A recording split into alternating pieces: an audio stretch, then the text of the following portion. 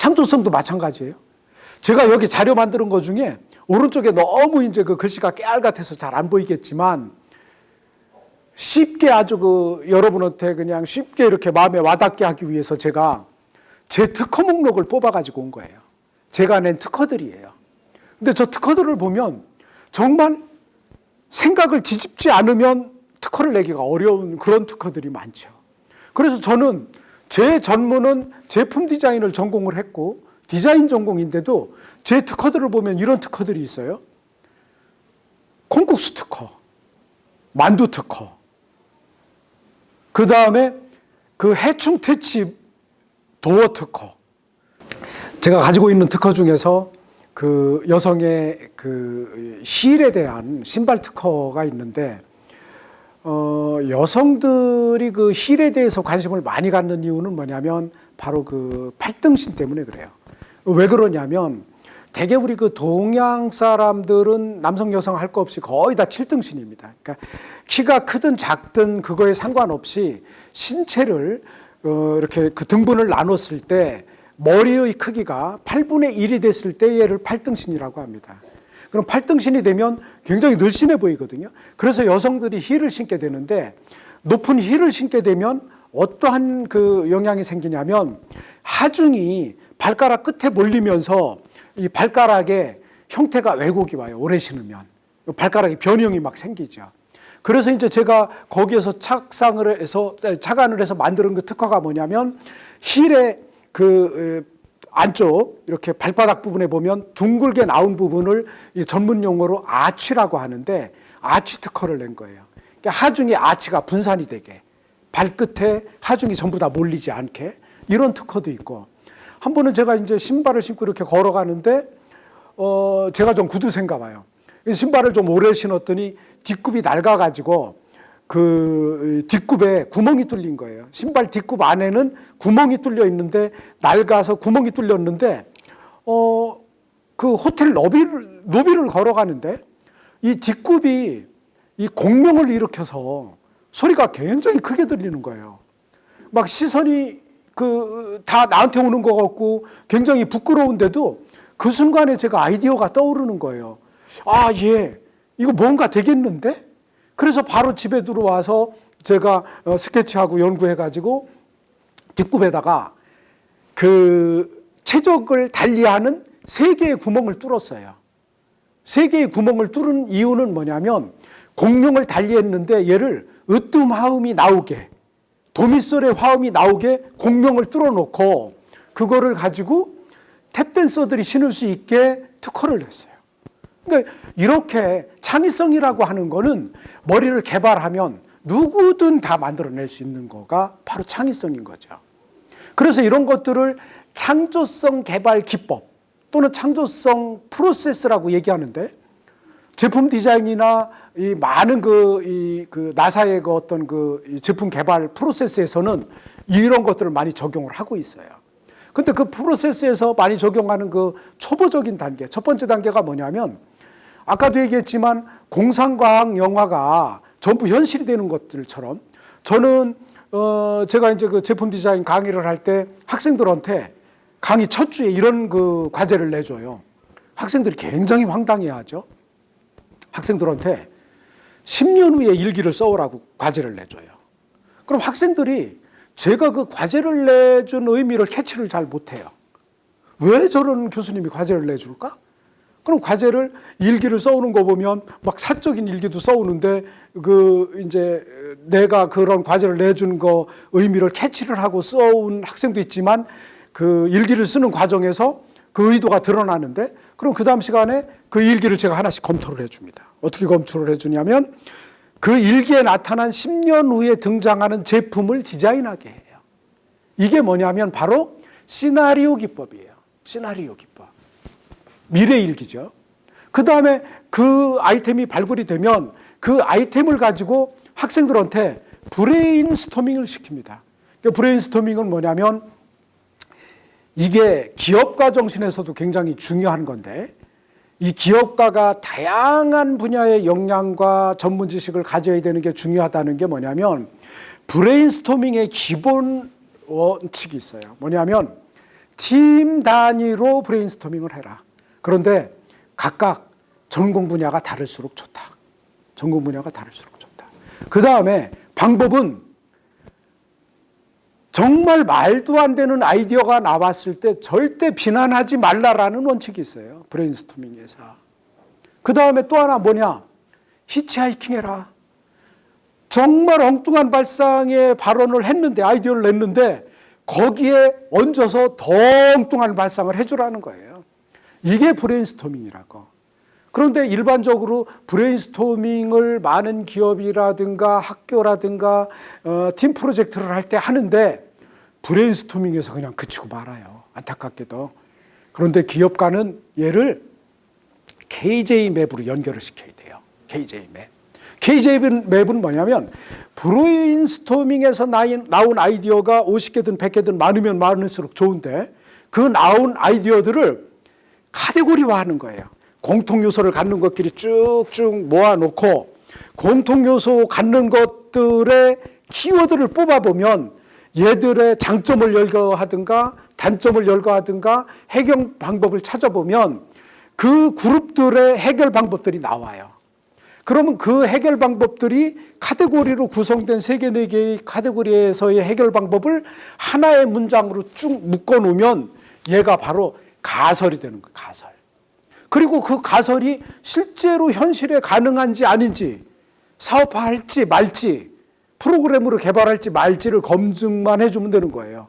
그 검증을 해주고 오케이, 사업화합시다. 그럼 그게 사업이 되는 거죠. 이런 것들이 전부 다 창조성은 훈련에 의해서 충분히 만들어지죠. 또 하나는 특히 이제 그 제품 디자인에서 많이 쓰는 방법인데 아이디어를 전개할 때 결합하는 방법이에요. A 플러스 B. 또 분할과 재구성, 형태의 애니메이션. 이러한 그런 다양한 그런 그 기법들이 있는데 이런 기법들을 한번 보자고요. 자, 운동장 관리기의 형태 기법에서, 형태 분석 기법에서 유도한 한 가지 바람직한 선택에 의한 스케치예요. 얘는 뭐냐면 아까 제가 앞에서 타원형을 잘게 자른 다음에 다양한 형태로 얘를 재구성했었잖아요. 마찬가지예요. 여기서 뭐냐면 운동장 관리기계에 이 부분을 E라고 하는 부분 엔진이란 말이에요. 그 다음에 바퀴고 또 이제 그 오퍼레이터, 운전자가 앉는 부분이고 이렇게 중요한 부분들을 나눠 놓고 얘들을 아까 그 달걀 형태를 잘라 놓고 다양하게 이제 재구성한 것처럼 얘를 4개의 구성 요소를 그냥 배열하는 게 아니라 무작위로 막 배열을 해놓는 거예요. 마음대로 배열을 해놓고 그 배열된 형태에 맞게 엔진이 앞으로 갔다가 의자 뒤로 갔다가 바퀴 뒤로 갔다가 바퀴 가운데로 갔다가 스케치를 해보면 그 형태가 만들어지는 거죠. 얘가 대표적으로 만들어 놓은 스케치가 오른쪽 상단에 있는 운동장 관리기계예요. 그러니까 이러한 발상이라고 하는 거는 이 기업가가 의도적으로 뭐를 만들겠다고 노력할 때 나오기보다도 이러한 이 공상이라든가 또는 상상이라든가 그 과정을 통해서 발상을 통해서 구체화할 수 있는 거죠. 발상을 통해서. 그래서 많은 기업가들은 의외로 제가 TV 프로그램에서도 몇 번 봤는데 우리 속된 표현으로 멍 때린다고 그러죠. 기업가들이 그런 분들을 여럿 봤어요.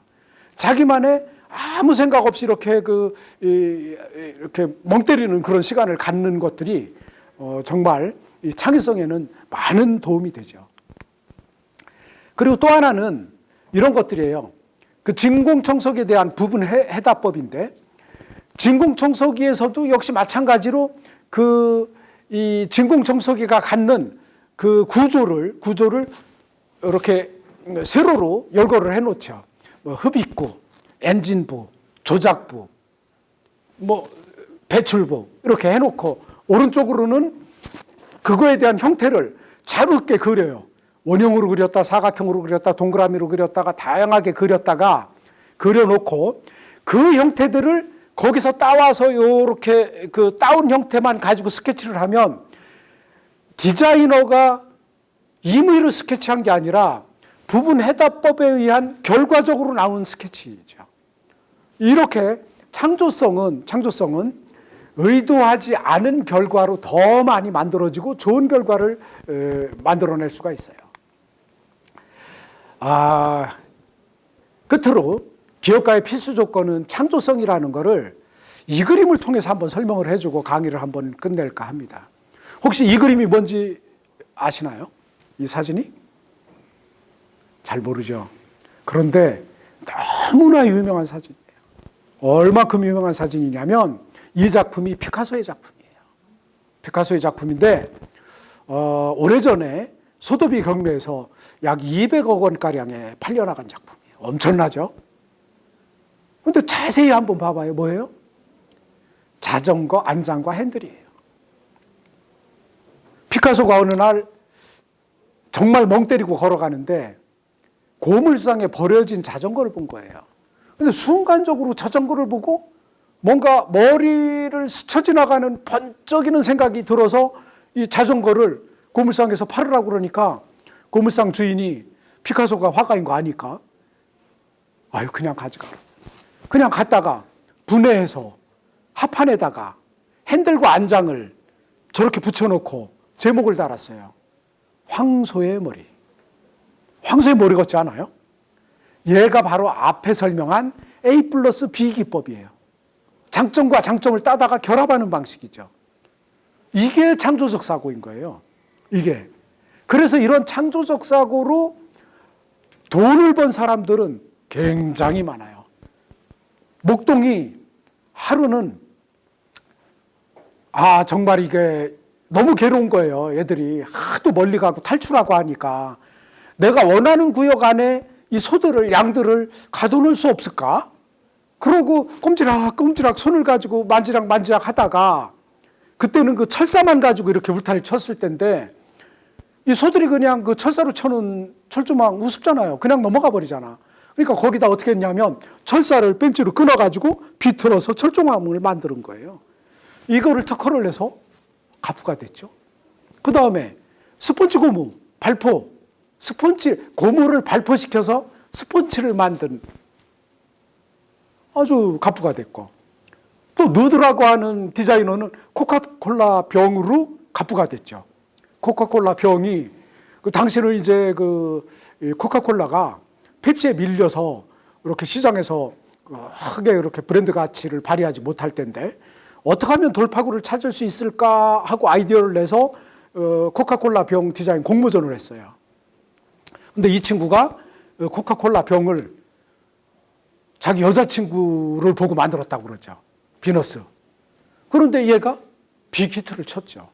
그 다음에 샤프는 대만의 홍여라고 하는 대장장이 아들인데 치약에서 아이디어를 내가지고 계속 짜내니까 그 샤프 심이 뒤에서 앞으로 밀려나온 거기서 아이디어를 내서 가부가 됐고 또 자물쇠나 쌍소켓 아주 유명하죠. 마츠시다 설립자는 얘 때문에 마츠시다라는 기업을 만들었어요. 요거 하나로. 옛날에 그 에디슨이 발명한 전구로 불을 켜던 시절인데 소켓에 불을 하나밖에 켤 수가 없었어요. 어떻게 하면은 근데 나중에 보니까 이제 뭐 서로 이 소켓을 가지고 싸우니까 이 마츠시다가 여러 쌍소켓을 만든 거예요. 그래서 하나는 불을 켜고 하나는 전기를 끌었을 수 있게. 지금 생각해 보면 참 별거 아닌 아이디어인데 얘를 가지고 마츠시다를 만들었단 말이에요. 그리고 또 하나는 뭐냐면 지우개 달린 연필.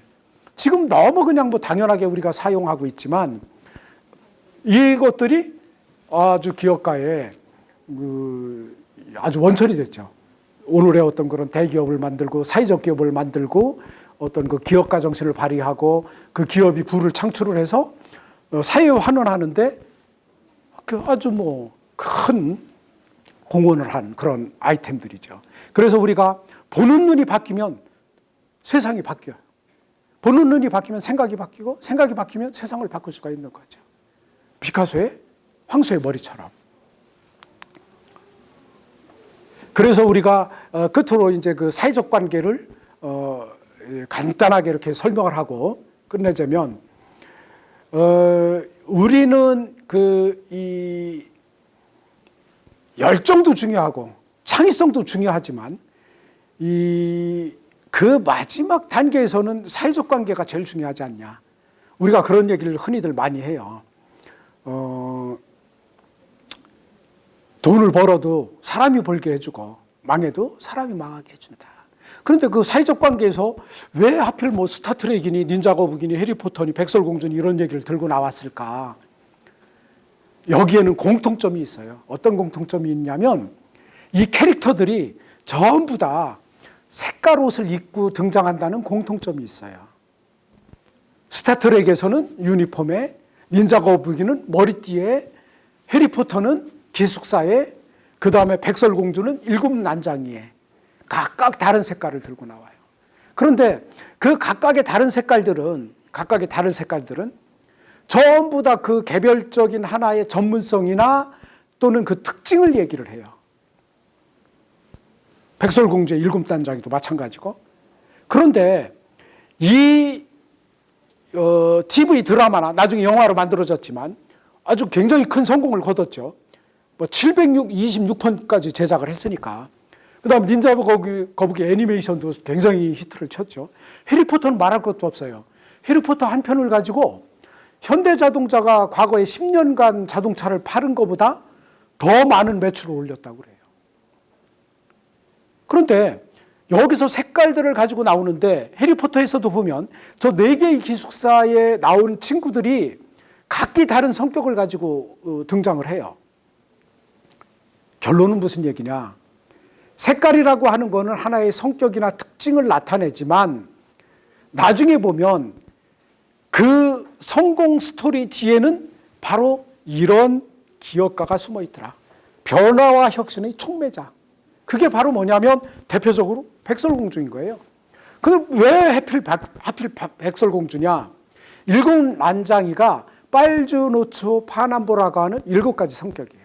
그럼 백설공주는 그 빨주노초 파남보라고 하는 7가지 색깔은 가시광선에 있어서 얘가 스펙트럼으로 분광했을 때 나타나는 그 7개의 색상인데 스펙트럼에 나타난 그 7개의 색을 다 합쳐버리면 백광이 되는 거예요. 그래서 백설공주인 거죠.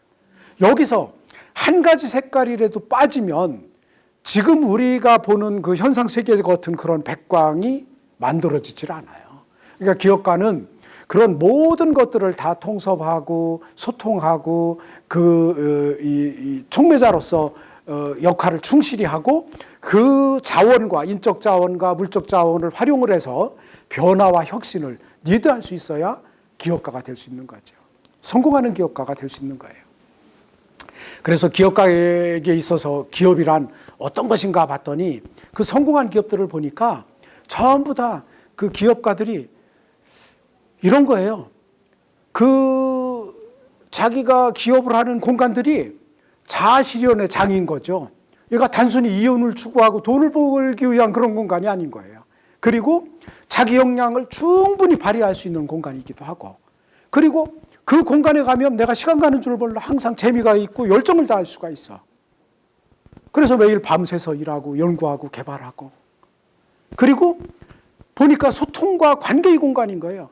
동료와 고객과 소통하고 관계하는 공간, 그리고 가치를 발견하는 장이기도 하고, 그리고 그걸 통해서 자신의 정체성을 확인하는 공간이 바로 기업가에 있어서 기업이라는 거죠. 그렇게 기업을 활용하지 않으면 결코 성공하는 기업 또는 그 사회가 요구하는 기업 만들 수 없다는 거죠. 지금까지 강의에 참여하고 들어주셔서 감사합니다.